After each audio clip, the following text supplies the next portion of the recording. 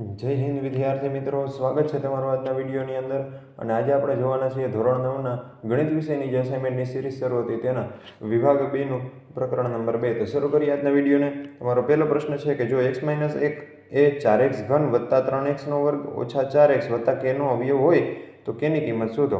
હવે x ઓછા 1 એ p of x બરાબર 4x ઘન વત્તા 3x વર્ગ ઓછા 4x વત્તા k નો અવયવ છે. તો તેથી p of 1 આપણે લઈએ તો એ 0 થાય. અને હવે આ p of 1 એટલે કે જ્યાં x છે ત્યાં આપણે બધે 1 મૂકી દઈએ તો 4 કૌંસમાં 1 નો ઘન વત્તા 3 કૌંસમાં 1 નો વર્ગ ઓછા 4 કૌંસમાં 1 અને વત્તા k બરાબર આપણે 0 લખી શકીએ. હવે 1 નો ઘન 1 થાય, 1 નો વર્ગ 1 થાય અને કૌંસમાં 1 છે તો એ એમનેમ રહેશે. તો 4 કૌંસમાં 1 નો ઘન એટલે 4, અહીંયા 1 એટલે ગુણાકાર થાય 4. હવે 3 કૌંસમાં 1 એટલે એનો ગુણાકાર 3 અને -4 એમનો અને k પણ એમનો બરાબર 0. હવે આ 4 અને 3 7 થઈ જાય, 7 ને મોકલી દીધા બરાબરની આ બાજુ એટલે એ -7 થઈ ગયા. અને -4 હતા એને પણ બરાબરની પેલી બાજુ મોકલી દીધા એટલે એ માઇનસમાંથી +4 થઈ ગયા. તો હવે -7 અને +4 છે તો તમને k બરાબર મળે -3, જે તમારો ફાઇનલ જવાબ છે. બીજો પ્રશ્ન છે, નીચે આપેલ દરેક બહુપદીનું શૂન્ય શોધવાનું. જેમાં પહેલી બહુપદી p of t બરાબર πt + 7 અને બીજું p of x બરાબર 2/3x ઓછા 5/6. તો આપણે પહેલાં ઝૂમ કરી લઈએ જેથી કરીને તમને સારી રીતે દેખાઈ શકે. હવે p of t નું આપણે શૂન્ય શોધવું હોય તો p of t બરાબર 0 લેવું પડે. એ લેતા p of t હતું πt + 7 એના બરાબર થઈ 0 +7 બીજી બાજુ જાય એટલે -7 થઈ જાય. અને t ને આપણે એકલો કરીએ તો પાઈ વહી જાય -7/, એટલે t બરાબર તમને મળે -7/π.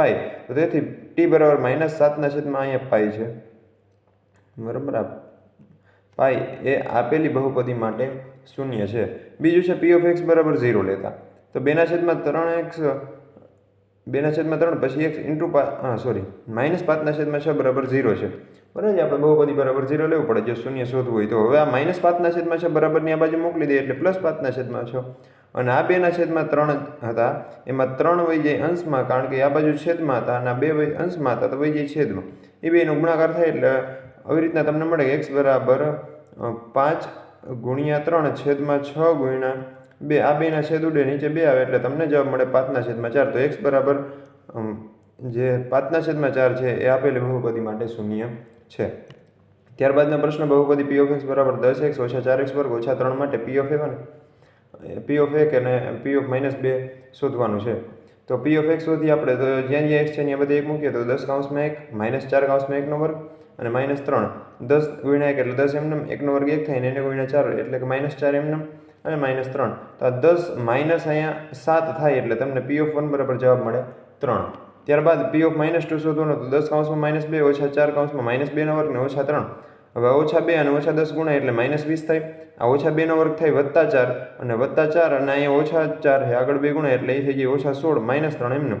હવે ઓછા 20 ઓછા 16 અને ઓછા 3 નિશાની માઇનસ જોઈએ પણ થાય સરવાળો એટલે p of -2 નો જવાબ તમને મળે -39. આ 20 ને 16 36 અને 36 ને 3 39.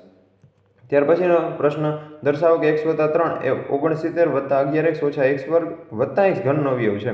હવે એ બતાવવું હોય તો x વત્તા 3 નું શૂન્ય મેળવવું પડે, જે થાય -3. આ શૂન્ય કઈ રીતે મળે તો કે તમને x વત્તા 3 બરાબર 0 બહુપદી આપી એના બરાબર 0 લઈ લેવાનું. x ની કિંમત મળે તમને -1, એનો મતલબ x બરાબર -3 આપેલી બહુપદીનું શૂન્ય છે. અને ધારો કે p of x બરાબર 69 વત્તા 11x ઓછા x વર્ગ અને વત્તા x ઘન છે. તો જ્યાં જ્યાં x છે ત્યાં બધા આપણે x બરાબર -3 મૂકીએ તો 69 વત્તા 11 -3 કૌંસની અંદર કૌંસની બહાર 11 અને કૌંસની અંદર -3 ઓછા -3 નો વર્ગ અને વત્તા -3 નો ઘન. 69 એમનેમ રહેશે. આ -3 અને 11 ગુણ્યા એટલે -33. આ -3 નો વર્ગ થાય +9 પણ આગળ માઇનસ છે એટલે એ પણ -9 રહેશે અને -3 નો ઘન થાય -27.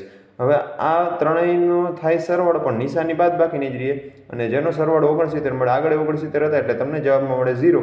આ 0 મળે ત્યારે તમે કહી શકો x વત્તા 3 એ અવયવ પ્રમેય પરથી p of x નો એક અવયવ છે. જો 0 ના મળે તો આપણે અવયવ છે એવું કહી શકત નહીં. ત્યાર પછીનો પ્રશ્ન છે પાંચમો, કે m ની કઈ કિંમત માટે x ઘન ઓછા 2mx વર્ગ વત્તા 16 ને x વત્તા 2 વડે ભાગી શકાય. તો કે ભાઈ અહીંયા x વત્તા 2 નું શૂન્ય -2 છે. આ ભાગી શકાય એટલે બીજું કાંઈ નહીં, એનો અવયવ જ હોય તો જ તમે ભાગી શકો, બાકી એને ભાગી શકાય નહીં. તો હવે જો આ શૂન્ય છે તો p of -2 બરાબર 0 થાય. હવે જ્યાં જ્યાં x છે ત્યાં બધે આપણે -2 મૂકીએ તો -2 નો ઘન ઓછા 2m કૌંસમાં -2 નો વર્ગ અને વત્તા 16 બરાબર 0. ઓછા 2 નો ઘન થાય ઓછા 8 અને આ ઓછા 2 નો વર્ગ થાય વત્તા 4 પણ અહીંયા માઇનસ છે એટલે એ થઈ જાય ઓછા 8m +16 બરાબર 0.